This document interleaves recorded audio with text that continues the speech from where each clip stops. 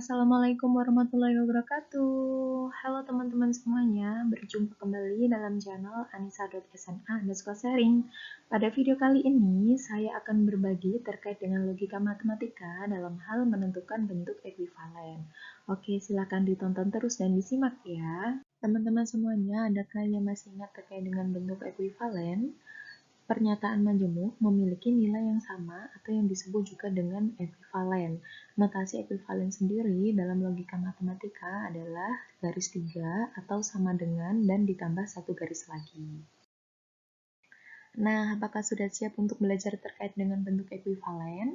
Kalau gitu, kita pemanasan soal dulu ya. Teman-teman semuanya, apa saja bentuk ekuivalen dari pernyataan berikut? Pernyataannya, jika hari ini hujan, maka halaman basah. Nah, kira-kira apa nih bentuk ekuivalennya? Kalau teman-teman ingin tahu terkait dengan penjelasan logika matematika, terutama dalam bentuk ekuivalen, teman-teman bisa menonton kembali video sebelumnya dengan judul Tes Intelijensi Umum atau TIU, Logika Matematika dalam hal menentukan nilai dari suatu pernyataan. Jadi nanti dalam video tersebut, teman-teman akan dapat penjelasannya dan juga dalam bentuk ekuivalennya itu seperti apa saja ya. Oke, kalau gitu mari kita bahas bersama-sama ya. Jika ada pernyataan, jika hari ini hujan, maka halaman basah, kita harus perlu mengingat dahulu, kemarin kita belajar terkait dengan kata hubung. Nah, apa saja kata hubung itu? Ada dan, atau, maka, jika, dan hanya jika. Kemudian, teman-teman juga perlu tahu nih, bentuk-bentuk ekuivalennya itu seperti apa. Coba teman-teman perhatikan gambar berikut. Nah, di sini ada 1 sampai 9, silahkan dipahami dulu.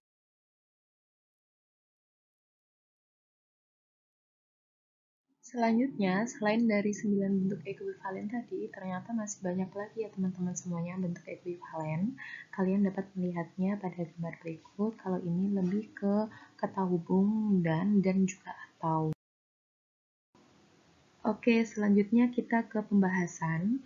Ketika kita melihat ada pernyataan, jika hari ini hujan, maka halaman basah, kita dapat menggarisbawahi hal yang penting. Yang pertama, hari ini hujan, kita beri simbol P, dan halaman basah, kita simbolkan Q, maka premis tersebut menjadi jika P, maka Q. Kenapa? Karena ada penghubung maka diberi tanda panah. Nah, selanjutnya kita akan lihat apa bentuk ekuivalen jika ada pernyataan jika P maka Q. Ternyata bentuk ekuivalennya ada dalam bentuk atau itu ingkaran P atau Q, dan ketika dalam bentuk jika maka ingkaran P maka bentuk ekuivalen dari P maka Q, bentuk ekuivalennya adalah ingkaran Q maka ingkaran P. Oke, maka dari itu, apa bentuk ingkaran dari P maka Q? Apa bentuk ekuivalen dari jika P maka Q? Ketika kita ubah dalam bentuk atau, maka akan menjadi hari ini tidak hujan, kita beri simbol ingkaran P, atau halaman basah kita beri simbol Q, sehingga premisnya jika hari ini hujan, maka halaman basah akan ekuivalen dengan hari ini tidak hujan atau halaman basah.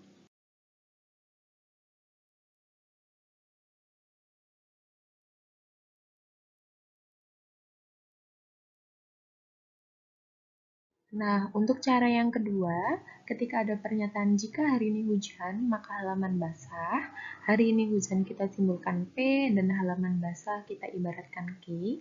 Ketika bertemu jika premisnya itu jika P maka Q, maka bentuk kedua ekuivalennya adalah ingkaran Q maka ingkaran P. Oleh karena itu, apa yang paling sesuai? Maka yang sesuai adalah jika halaman tidak basah atau ingkaran Q, maka hari ini tidak hujan atau ingkaran P. Sehingga premisnya, jika P maka Q, maka ingkarannya adalah ingkaran Q maka ingkaran P.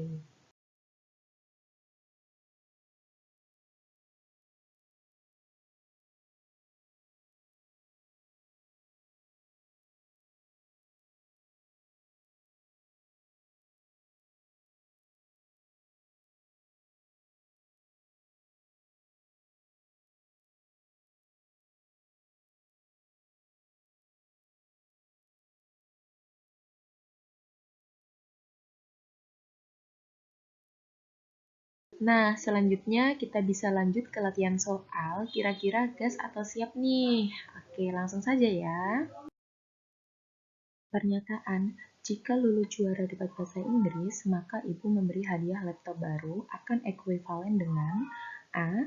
Jika Lulu juara debat bahasa Inggris, maka ibu membeli laptop. B. Jika Lulu juara debat bahasa Inggris, maka ibu tidak memberi hadiah laptop baru. C. Jika Lulu tidak juara debat bahasa Inggris, maka ibu memberi hadiah laptop baru.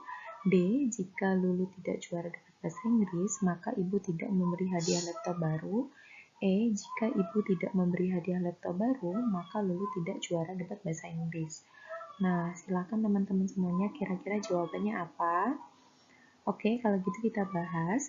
Jika Lulu debat juara bahasa Inggris, kita beri garis, kita simbolkan dengan P, lalu ibu membeli hadiah laptop, kita simbolkan Q, maka premis tersebut adalah jika P maka Q. Nah, hal tersebut akan ekuivalen dengan ingkaran Q maka ingkaran P, atau ekuivalen dengan ingkaran P atau Q. Karena dalam opsi jawaban itu memakai tanda hubung maka jawaban yang paling tepat adalah ingkaran Q maka ingkaran P. Kalau di situ P itu adalah Lulu juara debat bahasa Inggris dan Q adalah ibu membeli hadiah laptop baru, maka ingkaran Q adalah ibu tidak memberi hadiah laptop baru, dan P, ingkaran P-nya adalah Lulu tidak juara debat bahasa Inggris. Maka opsi yang paling tepat adalah yang D.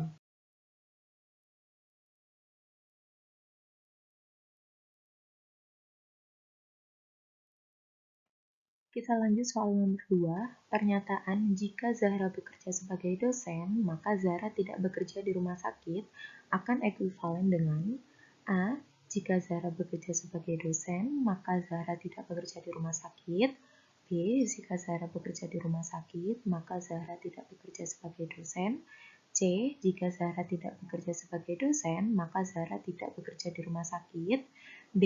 Jika Zahra tidak bekerja di rumah sakit, maka Zahra tidak bekerja sebagai dosen. Atau yang E. Jika Zahra tidak bekerja di rumah sakit, maka Zahra bekerja sebagai dosen. Kira-kira kalian pilih yang mana nih teman-teman? Oke, saya beri waktu. Baik, kita lanjut ke pembahasan. Seperti biasanya, kita ambil dulu poin-poin pentingnya. Zahra bekerja sebagai dosen, kita beri garis, kita umpamakan sebagai P, dan Zahra tidak bekerja di rumah sakit, kita ibaratkan ingkaran Q, karena ada kalimat tidak, ada kata tidak. Nah, maka dari itu berarti karena memakai tanda hubung maka, sehingga premisnya dapat kita tulis P maka ingkaran Q. Nah, P maka ingkaran Q ini akan berekuivalen dengan Q maka ingkaran P. Nah, kita lihat kalau tadi ingkaran Q adalah Zahra tidak bekerja di rumah sakit, maka kalau Q adalah Zahra bekerja di rumah sakit. Karena kemudian maka ingkaran P, tadi P-nya adalah Zahra bekerja sebagai dosen, maka ingkaran P-nya adalah Zahra tidak bekerja sebagai dosen. Oleh karena itu, jika ada pernyataan jika P maka ingkaran Q, maka ekuivalen dengan Q maka ingkaran P. Maka jawabannya adalah yang B, yaitu jika Zahra bekerja di rumah sakit, maka Zahra tidak bekerja sebagai dosen.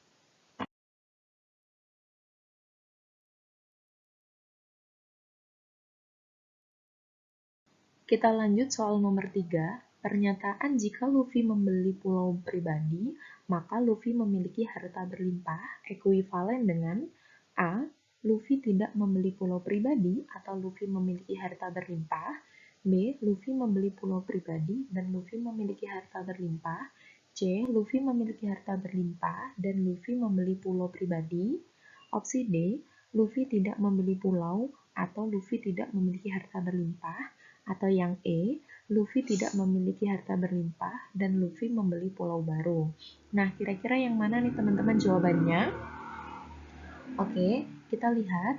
Jika Luffy membeli pulau pribadi, kita umpamakan P, dan Luffy memiliki harta berlimpah kita ibaratkan Q, maka dapat kita tulis, karena tanda hubungnya maka, berarti premisnya jika P maka Q.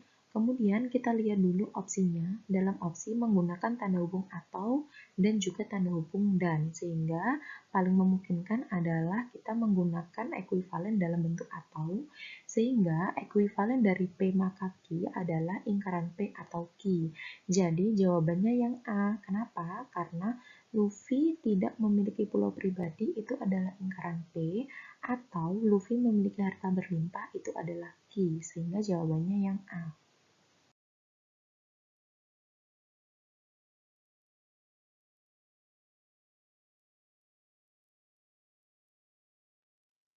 Soal nomor 4, pernyataan Nami suka buah jeruk dan Nami menyayangi kucing akan ekuivalen dengan A. Nami suka buah jeruk atau Nami menyayangi kucing. B. Nami tidak suka buah jeruk dan Nami menyayangi kucing. C. Nami tidak suka buah jeruk dan Nami tidak menyayangi kucing. D. Nami menyayangi kucing dan Nami suka buah jeruk. E. Nami tidak suka buah jeruk atau Nami menyayangi kucing. Nah, dari soal ini kita lihat bahwa Nami suka buah jeruk bisa kita ibaratkan P, dan Nami menyayangi kucing kita ibaratkan Q. Karena menggunakan tanda penghubung dan, maka pernyataan 1 dan pernyataan 2 itu harus sama-sama benar. Karena itu, maka kita tidak bisa mengingkarkannya. Jadi, ketika ada P dan lingkaran Q, maka harus ekuivalen dengan Q dan lingkaran P. Sehingga jawaban yang paling tepat adalah yang D, yaitu Nami menyayangi kucing dan Nami suka buah jeruk.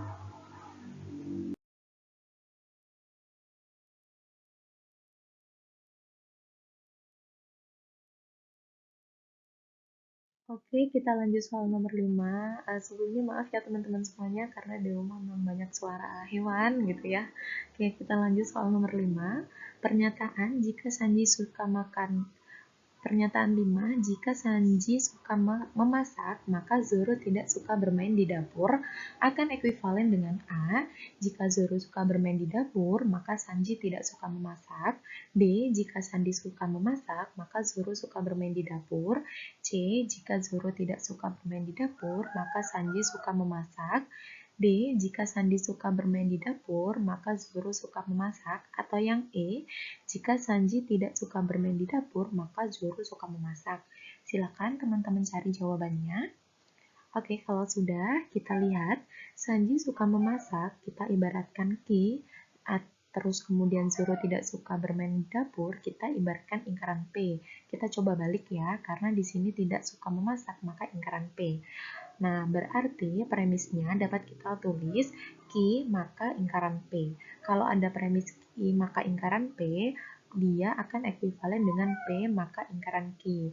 Kita lihat di sini untuk mengingatnya, ketika ekuivalen dalam bentuk jika maka dia akan kita ingkarkan masing-masing dan akan kita kontraposisikan. Artinya, jika yang sebelah kiri itu Q dan sebelah kanan itu P, maka ekuivalen dengan sebelah kiri itu P dan sebelah kanannya itu Q. Maka jawaban yang paling tepat adalah yang A, yaitu jika Zoro suka bermain di dapur, maka Sanji tidak suka memasak. Kenapa? Karena tadi kan premisnya itu adalah Q maka lingkaran P. Berarti akan ekuivalen dengan P. P-nya tadi apa? P-nya itu Zoro suka bermain di dapur. Kenapa? Karena lingkaran P tadi adalah Zoro tidak suka bermain di dapur. Sehingga kalau itu P maka lingkaran Q, jadi lingkaran Q-nya adalah Sanji tidak suka memasak. Jadi jawabannya adalah yang A.